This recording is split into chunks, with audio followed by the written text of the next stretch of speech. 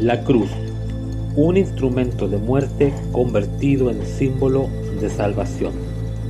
Del latín crux o crucis, que se refería a cualquier instrumento de tortura hecho de palos, y del griego staurus, que es la palabra que se utiliza para cruz, la cual significa palo o estaca vertical.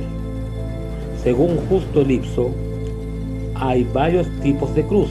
La cruz simplex, que es un solo madero simple, sin travesaño, en la cual se fijaba a alguien para dejarle morir. La cruz de San Andrés, en forma de X. La cruz de San Antonio, con forma de una T mayúscula. Y la cruz inmisa o cruz latina, que es en la que todos conocemos y según la tradición cristiana fue en la que murió Jesús. La cruz consistía en un palo vertical de unos 2,5 metros de largo, que muchas veces se dejaba permanentemente en el lugar de ejecución. El palo transversal o el patibulum, que era lo que cruzaba de forma horizontal el madero, y una saliente de madera o cedile, que servía de asiento para sostener el cuerpo del crucificado y prolongar así su martirio. La crucifixión era un método de ejecución, uno de los más crueles y horrorosos métodos creados por el hombre. Se inventó en Persia entre los siglos 6 y 7 a.C. y se difundió a todo el Mediterráneo, a la antigua Grecia, a Cartago. Pero si hablamos de la cruz, nuestras mentes nos llevan inmediatamente al Imperio Romano. Se aplicaba generalmente a esclavos y a libres no romanos, ya que había una ley que prohibía la crucifixión de ciudadanos romanos, y era el castigo por crímenes de robo, homicidio, traición o rebeldía. Después de ser condenado, el acusado era azotado, lo que muchas veces producía la muerte antes de llegar a la cruz. Luego, si lograba sobrevivir, se le imponía el patíbulum, que era el madero de forma horizontal que llevaba sobre sus hombros, que pesaba unos 50 kilogramos aproximados. Se llevaba al condenado por la calle principal para que fuera motivo de burlas hacia un lugar fuera de la ciudad, en el caso de Jesús el Gólgota. El reo iba acompañado por 4 soldados y llevaba una tablilla blanca con su nombre y delito. En el lugar de ejecución o crucifixión, los soldados desnudaban al reo y tomaban sus vestidos como botín. Luego de atarle y clavarle las manos al patíbulum, levantaban este con la víctima y lo colocaban en el otro madero. Por último, se aseguraba el título, nombre y delito sobre la cabeza. En el caso de Jesús fue escrito en 3 idiomas, latín, arameo, griego, y decía: Jesús de Nazaret, Rey de los judíos, dejando así a la víctima en agonía casi muerta. Lo horrible de esta muerte se debía al intenso dolor causado por la flagelación o los azotes. En el caso de Jesús fue molido, Isaías 53:5, mas el herido fue por nuestras rebeliones, molido por nuestros pecados. Además de esto, los clavos y la incómoda posición del cuerpo dificultaba la respiración. Agreguemos la deshidratación por la pérdida de sangre y una sed intolerable. A esto hay que agregar la vergüenza que sufría el condenado al verse desnudo ante todos los que pasaban insultándole y burlándose de él. El crucificado moría lentamente, casi siempre al 2.º día, pero a veces hasta el 8.º día. Para acelerar la muerte de un crucificado, se le aplicaba el crudifragium, que era quebrarle las piernas con un martillo, antes de traspasarle con espada o lanza el costado, o bien se le ahogaba con humo. Pero, ¿qué significado tiene para el cristiano la crucifixión? Cuando el Nuevo Testamento habla de crucifixión, no se refiere al sufrimiento, sino a su significado. La crucifixión representa todo el mensaje de salvación por la muerte de Cristo. 1 Corintios 1:18. porque la palabra de la cruz es locura a los que se pierden, pero a los que se salvan, esto es, a nosotros, poder de Dios.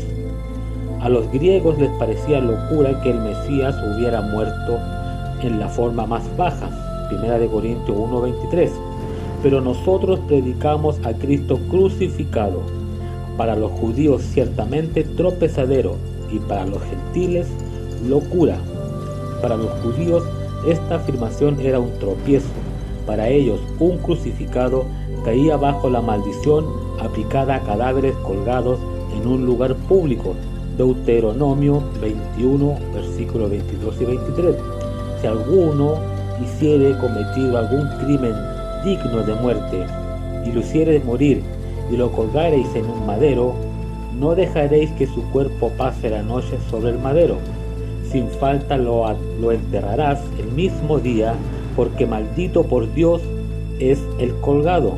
Los judíos rechazaban violentamente la idea de salvación mediante una cruz y a través de un hombre que murió colgado en una cruz. Los cristianos, sin embargo, veían y vemos en la cruz salvación.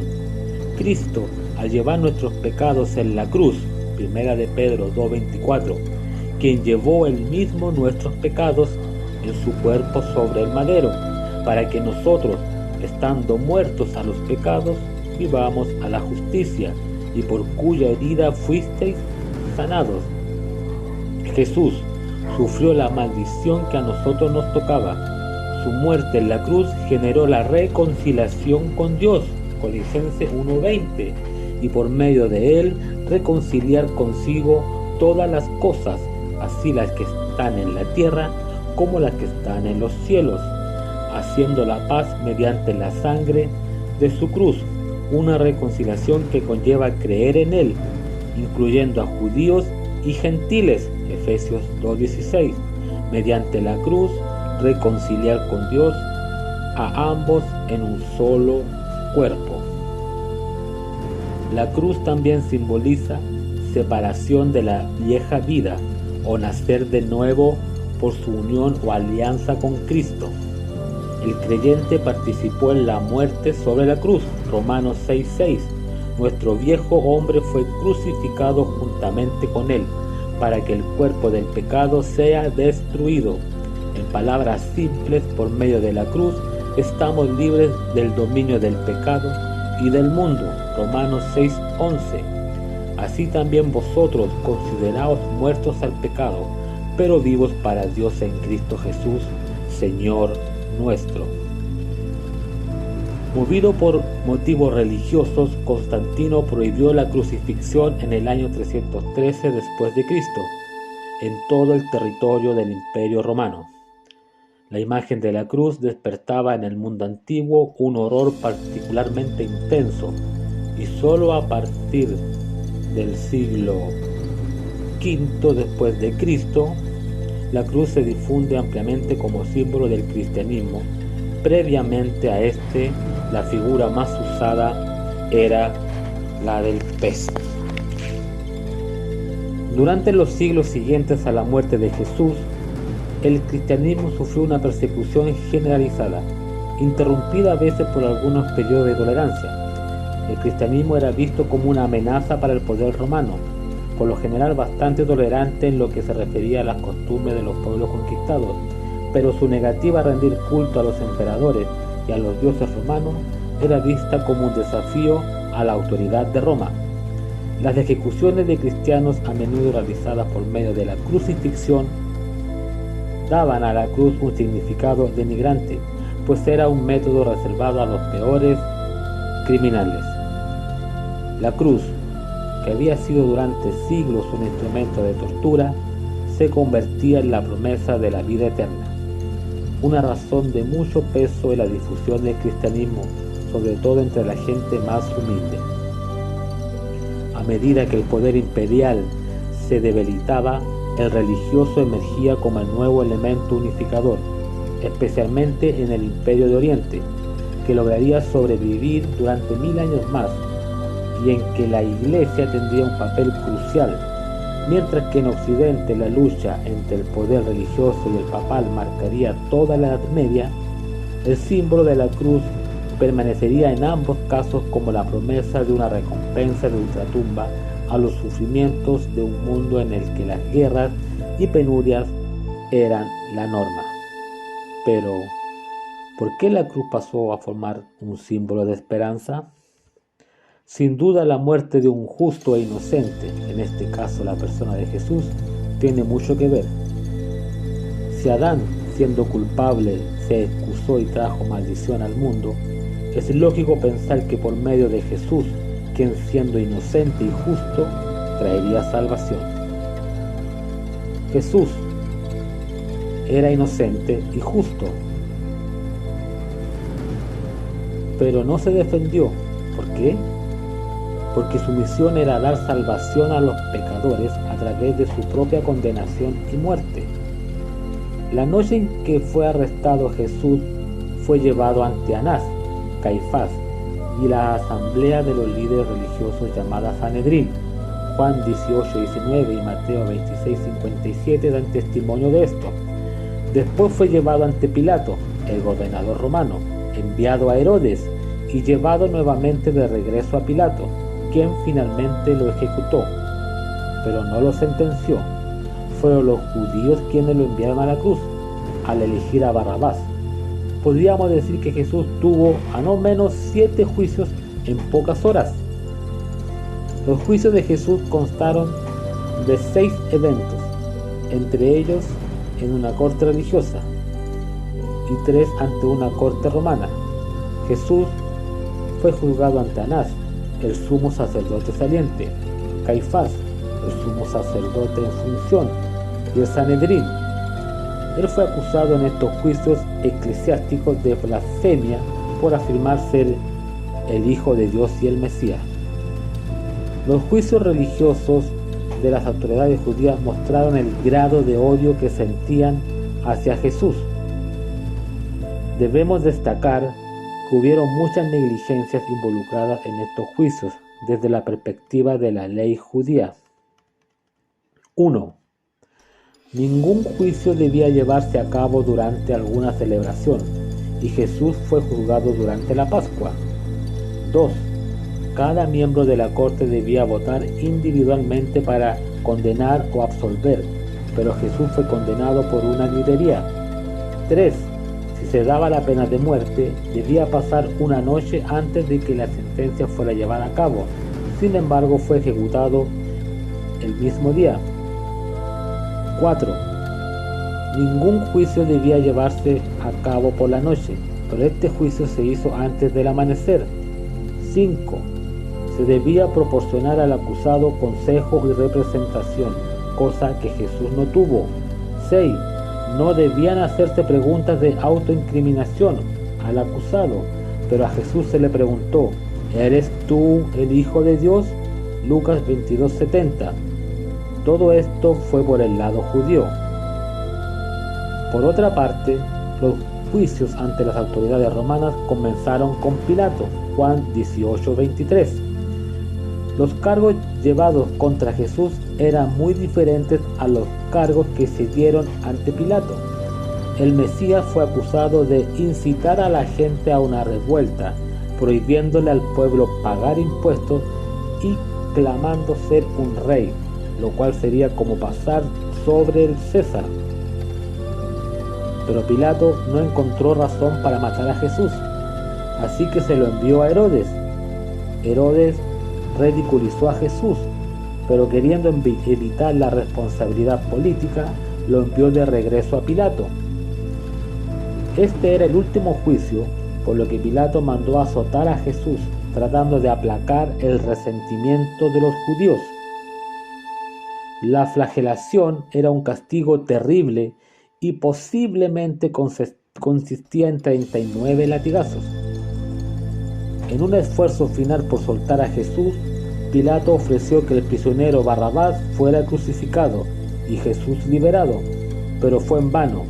El juicio del pueblo judío que se había reunido para la Pascua gritaron: «¡Crucifícale, crucifícale!», y escogieron la libertad de Barrabás. Pilato les concedió su demanda diciéndole: soy inocente de la sangre de este justo. Así el hombre más inocente y justo de la historia del mundo fue encontrado culpable de crímenes y sentenciado a morir en una cruz. Sangre inocente derramada en un madero. La sangre de Cristo, también conocida como la preciosísima sangre en teología cristiana, la cual se refiere a la sangre física realmente derramada por Jesús en la cruz. La frase "la sangre de Cristo" es usada muchas veces en el Nuevo Testamento y es la expresión de la muerte sacrificial y la obra completa de expiación de Jesús en nuestro favor. Las referencias a la sangre de Cristo incluyen la realidad de que Él literalmente se desangró en la cruz, pero más significativamente que derramó su sangre y murió por los pecadores. Cristo derramó su sangre. Tiene el poder de expiar un número infinito de pecados cometidos por un infinito número de gente a través de los siglos, siempre y cuando pongamos nuestra fe en Cristo Jesús. La realidad de la sangre de Cristo como medio de expiación por el pecado tiene su origen en la ley mosaica. Una vez al año el sacerdote debía hacer una ofrenda de la sangre de animales sobre el altar del templo por los pecados del pueblo, y según la ley, casi todo es purificado con sangre, y sin derramamiento de sangre no hay perdón. Hebreos 9:22. Pero esta era una ofrenda de sangre que estaba limitada en su efectividad, por lo que tenía que ser ofrecida una y otra vez. Esta era una semblanza del sacrificio de Jesús ofrecido en la cruz, una vez y para siempre. Hebreos 7:27. Una vez que fue hecho ese sacrificio, ya no hubo necesidad de la sangre de toros ni de machos cabríos. La sangre de Cristo es la base del nuevo pacto. La noche anterior a su crucifixión, Jesús ofreció la copa de vino a sus discípulos diciendo: esta copa es el nuevo pacto en mi sangre, que es derramada por vosotros. Lucas 22:20. El verter el vino en la copa simbolizaba la sangre de Cristo que sería derramada por todos los que creían y creen en Él. Jesús eliminó la exigencia del antiguo pacto y el sacrificio de animales por nuestros pecados. Esa sangre es inútil y no era suficiente para cubrir los pecados del pueblo, porque el pecado contra un Dios santo e infinito requiere un sacrificio santo e infinito. Era y es imposible que la sangre de toros y de machos cabríos quitaran los pecados del mundo. Hebreos 10:3. La sangre de los sacrificios anteriores al de Jesús era un recordatorio del pecado, pero la sangre preciosa de Cristo, el Cordero sin mancha ni defecto, pagó totalmente la deuda del pecado que debíamos a Dios, y gracias a ese acto ya no necesitamos más sacrificios por el pecado. Jesús dijo: consumado es, mientras Él agonizaba, y con eso quiso decir: la obra completa de redención fue hecha para siempre, habiendo obtenido así redención eterna para todos los que en Él crean. Hebreos 9:12. La sangre de Cristo no solo libra a los creyentes del pecado y del castigo eterno, sino que su sangre purificará nuestra conciencia de obras muertas. Hebreos 9:14. Esto significa que no necesitamos ofrecer sacrificios, los cuales son inútiles. Por la sangre de Cristo somos redimidos. Ahora somos nuevas criaturas en Cristo. 2 Corintios 5:17. Y por su sangre somos liberados del pecado para servir al Dios vivo, para glorificarle y para gozar en Él por una eternidad. Dios les bendiga.